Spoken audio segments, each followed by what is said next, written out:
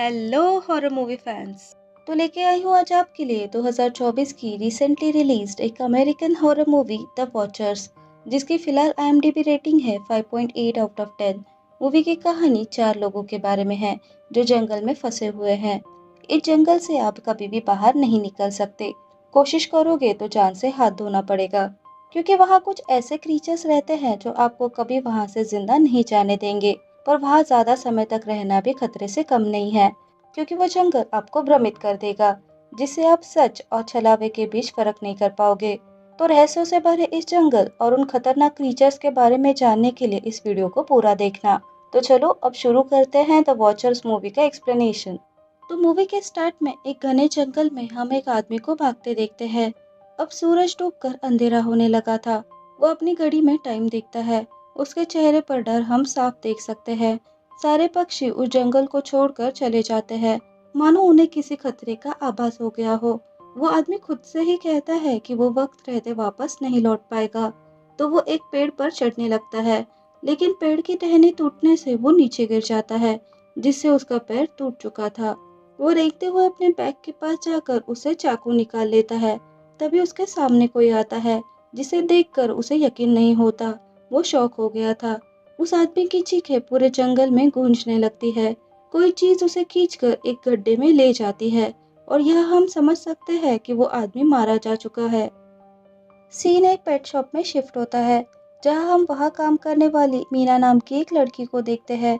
मीना का बॉस उसे एक जू का एड्रेस देकर वहां एक वैल्यूएबल तोता पहुंचाने का काम देता है, जिसके लिए वो तुरंत हाँ कर देती है। अब अगली सुबह वो वहां जाने के लिए निकल जाती है। रास्ते में उसे उसकी जुड़वा बहन लूसी का वॉइस मैसेज आता है, जिसकी बातों से हम समझ पाते हैं कि उनके माँ की 15 साल पहले ही मौत हो चुकी है और कल उनकी डेथ एनिवर्सरी थी। पर मीना वहां नहीं गई। लूसी कहती है कि मीना इस सब के लिए खुद को ब्लेम करना बंद करे और लूसी से बात करे, पर मीना इसका कोई जवाब नहीं देती। उस जगह कई लोगों के मिसिंग पोस्टर्स लगे हुए थे।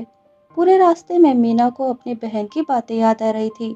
अब वो ड्राइव करते हुए उसी जंगल में पहुंच गई थी, जिसे हमने मूवी के स्टार्टिंग में देखा था। वो भी हैरान थी कि ये वो कहाँ आ गई। तभी अचानक रेडियो और मोबाइल ग्लिच करने लगते हैं और कार एकदम से रुक जाती है। मीना को वहाँ एक बोर्ड दिखता है जिस पर लिखा था नो रिटर्न। मीना गाड़ी से बाहर निकलकर किसी की हेल्प मिलती है क्या ये देखने लगती है, पर आसपास तो कोई भी नहीं दिख रहा था। तो मीना वापस अपनी कार की तरफ जाने लगी, लेकिन अब कार गायब थी। मीना यहाँ वहाँ दौड़ने लगती है, लेकिन अब वो जंगल में खो चुकी थी। उसे लगता है कि अब वो कभी भी वहां से नहीं निकल पाएगी। तो मरने से पहले वो उस तोते का नामकरण करके उसका नाम डार्विन रख देती है। अब अंधेरा होते ही सारे पक्षी वहां से उड़ जाते हैं और उस जंगल में किसी के जोर से गुर्राने की आवाज आती है। इतने में उसे एक बूढ़ी औरत वहां से भागती हुई दिखती है। तो मीना उससे मदद मांगते हुए उसके पीछे भागने लगी। वो लेडी मीना से कहती है अगर जिंदा रहना है तो अंदर आ जाओ।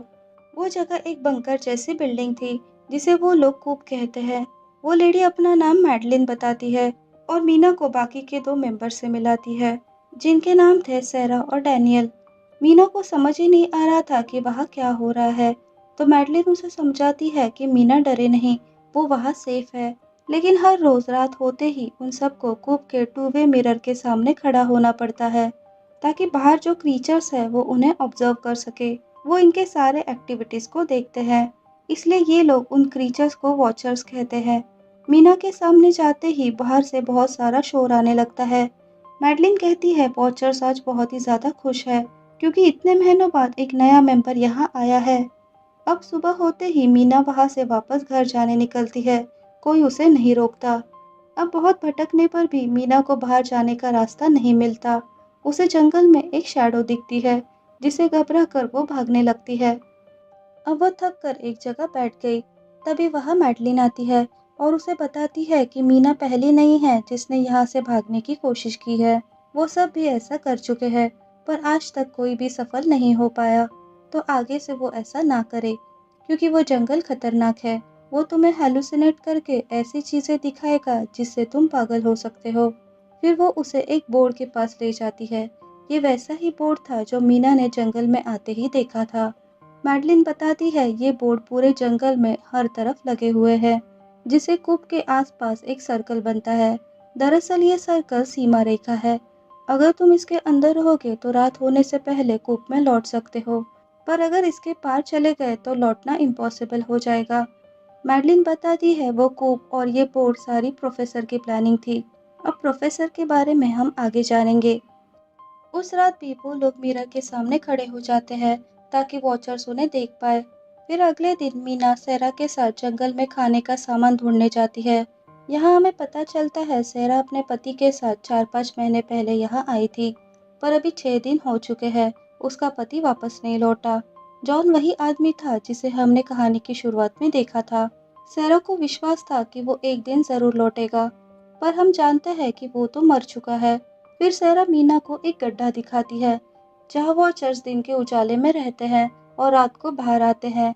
वहां आकर सेरा को हिम्मत मिलती है क्योंकि उसे पता है जब तक वो लोग सूरज की रोशनी में हैं, वॉचर्स उन्हें कुछ नहीं करेंगे। अब नेक्स्ट सीन में सब लोग कूप के बाहर बैठे थे। यहाँ मैडलिन मीना को वहाँ के रूल्स समझाती है। ये उन वॉचर्स का जंगल था, फिर भी वो इन्हें नुकसान नहीं पहुँचाते क्योंकि ये लोग रूल्स को फॉलो करते हैं। तो वहाँ के रूल्स कुछ ऐसे थे। कभी भी शीशे की तरफ पीठ मत करो, अंधेरा होने के बाद दरवाज़ा मत खोलो, गड्ढे के पास कभी मत जाओ और हमेशा उजाले में रहो। अब रात को मीना शीशे पर मारकर आवाज़ करती है और वॉचर्स को सुनने की कोशिश करती है, पर कुछ नहीं होता। वो डर जाती है और शीशे की तरफ पीठ करके सो जाती है। रूल के टूटते ही बाहर बहुत शोर होने लगता है। शीशे पर कई सारे हाथ बजने लगते हैं, तो मैडलिन तुरंत मीना को उठाकर शीशे के सामने खड़ी कर देती है ताकि वॉचर्स उसे देख पाए। ऐसा करते ही सारी आवाजें रुक जाती है। अब अगले दिन मीना डैनियल के साथ जंगल जाती है। मीना डैनियल से पूछती है कि क्या उसने कभी वॉचर्स को देखा है, जिस पर डैनियल बताता है कि वो पिछले 8 सालों से वहाँ है, पर उसने कभी भी वॉचर्स को नहीं देखा क्योंकि जिसने भी वॉचर्स को देखा है वो जिंदा नहीं बच पाया। मीना डैनियल को उस गड्ढे के पास ले आती है। वो उसके अंदर जाने वाली थी। डैनियल उसे रोक रहा था क्योंकि ये रूल्स के खिलाफ था। पर मीना कहती है कि डैनियल वहां से चला जाए और अगर मैडलिन उसके बारे में पूछे तो वो बता दे कि मीना जंगल में खो गई। लेकिन आखिर में मीना डैनियल को मैनिपुलेट करके उसकी मदद करने के लिए मना लेती है। डैनियल की मदद से मीना गड्ढे में चली जाती है। डैनियल उसे वार्न करता है कि वो सूरज की रोशनी में ही रहे। अंदर मीना को 1992 का न्यूज़पेपर और कई सारी चीजें मिलती है, यानी इससे पहले भी लोग यहाँ फंसे थे और ये सब सामान उन लोगों का है। यहाँ मीना को एक साइकिल दिखती है तो वो उसे रस्सी के सहारे बाहर भेज देती है, लेकिन तभी वहाँ एक वॉचर आता है। वो मीना की तरफ बढ़ रहा था, लेकिन सूरज की रोशनी में उसका हाथ जलने लगता है। उसे देखते ही मीना डैनियल को आवाज लगाने लगी और वक्त रहते डैनियल ने भी उसे बाहर खींच लिया। मीना और डैनियल वहाँ मिला सामान बाकी दोनों को दिखाते हैं, पर गड्ढे के अंदर जाने वाली बात वो मैडलिन को नहीं बताते। अब साइकिल मिलने से सब खुश थे कि वो उसकी मदद से और दूर ट्रैवल करके बाहर निकलने का रास्ता ढूंढ पाएंगे।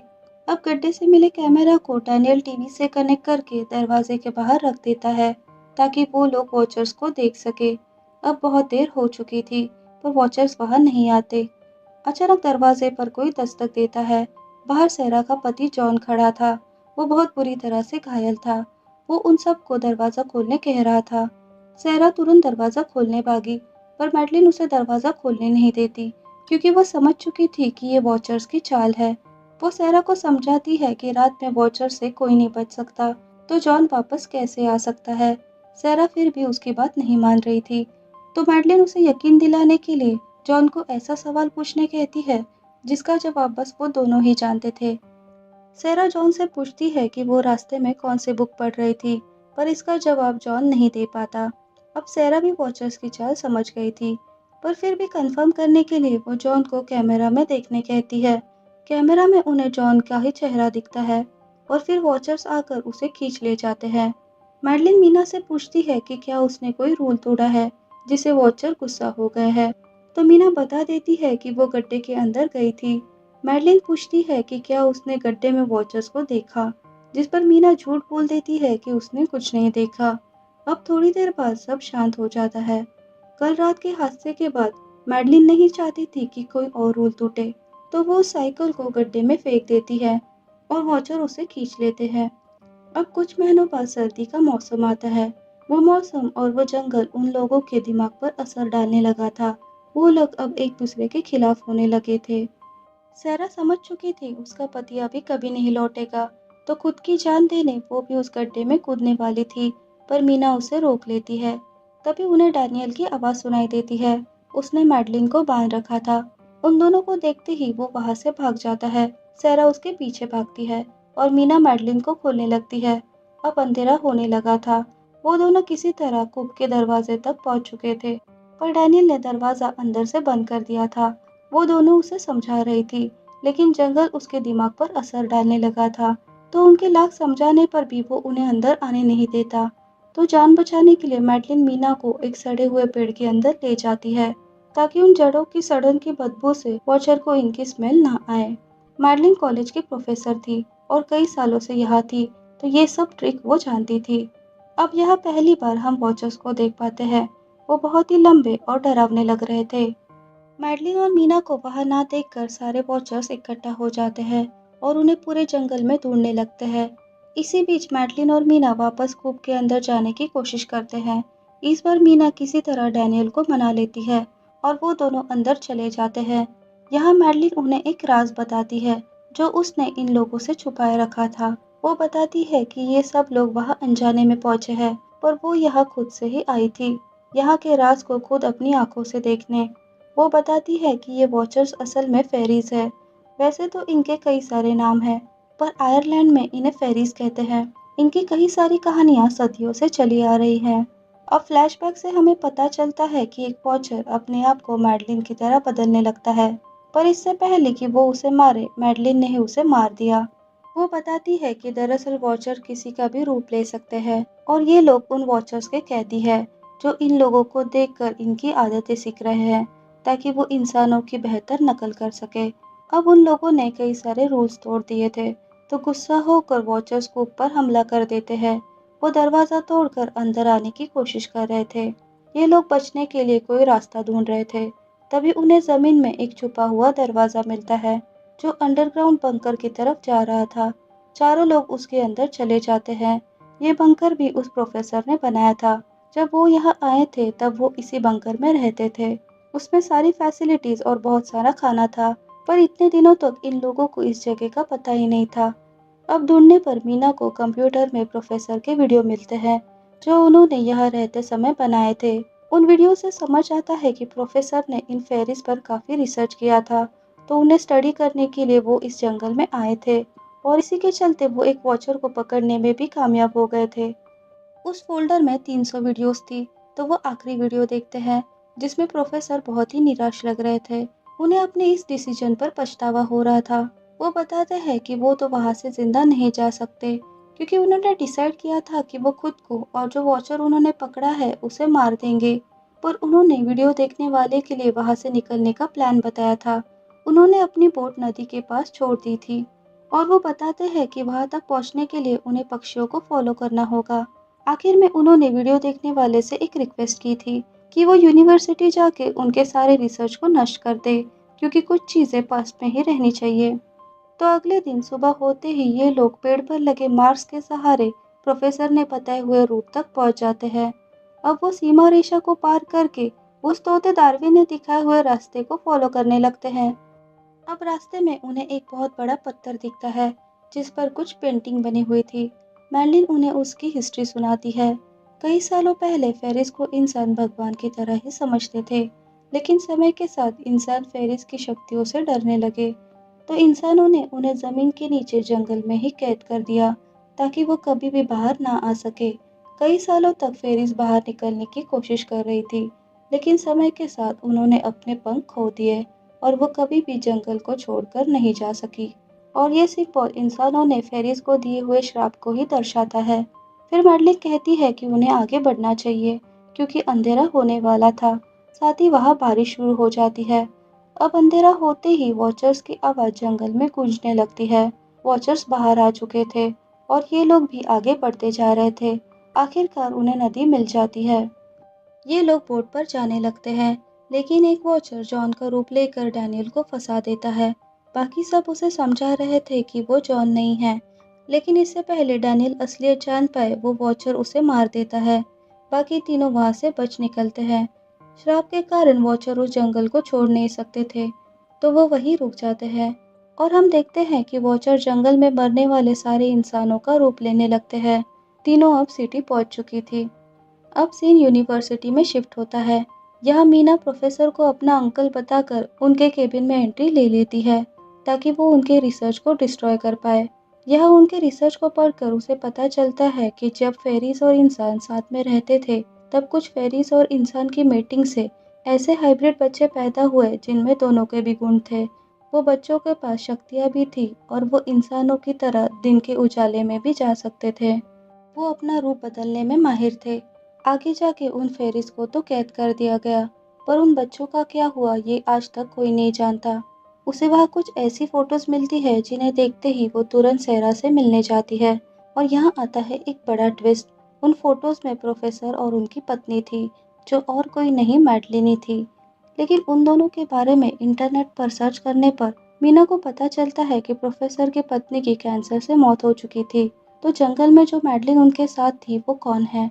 यहाँ मीना राज का खुलासा करती है कि दरअसल वो भी एक वॉचर ही थी, जिसे प्रोफेसर ने पकड़ा था। प्रोफेसर को अपनी पत्नी को वापस लाना था। वो जानते थे कि वॉचर्स किसी का भी रूप ले सकते हैं, तो उन्होंने वो वॉचर पकड़ा ताकि वो वॉचर उनकी पत्नी का रूप ले सके। लेकिन यहाँ आता है और एक ट्विस्ट। दरअसल असली सहरा घर आती है, यानी जिसे मीना सहरा समझ रही थी वो असल में मैडलिन थी, यानी वो वॉचर। उसने सहरा का रूप लिया था।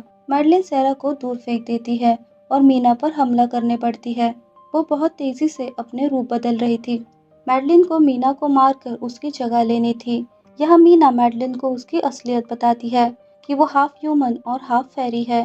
बाकी वॉचर्स ने उसे निकाल दिया क्योंकि वो उनकी तरह नहीं थी। वो दिन में भी बाहर जा सकती थी। यहाँ मीना उसे समझाती है कि वो अपनी आइडेंटिटी को एक्सेप्ट करे। वो फेरी होने के साथ साथ इंसान भी है, पर इंसानों में सिर्फ नफरत या जेलसी नहीं होती, उनमें प्यार और दूसरों को माफ करने की ताकत भी होती है। मीना कहती है कि उसे पता है कि कैसा लगता है जब अपना आधा हिस्सा इविल हो।